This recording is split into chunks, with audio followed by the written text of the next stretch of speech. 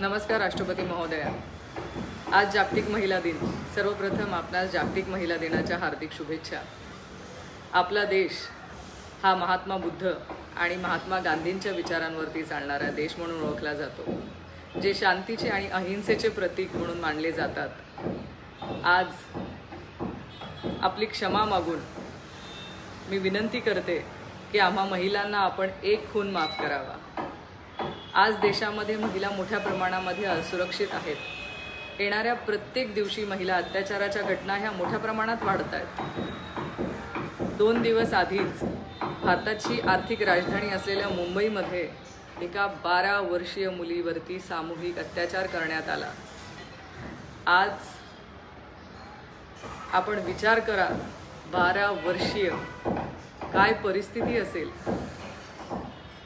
आज जगातील महिलांसाठी सगळ्यात असुरक्षित असलेल्या देशांमध्ये आपल्या भारताची वर्ल्ड पॉप्युलेशन रिव्ह्यू सर्वेमध्ये नोंद करण्यात आली आहे।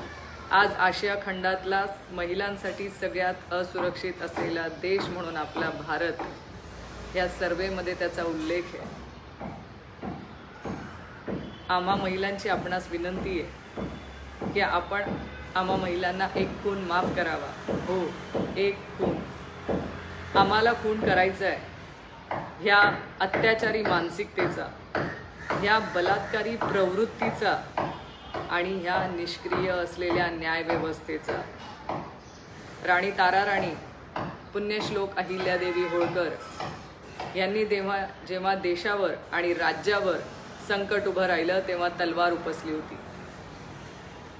मग आमचा समाज सुधारण्यासाठी आम्ही मागे का राहावं?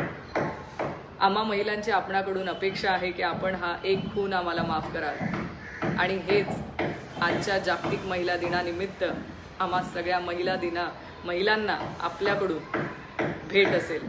धन्यवाद।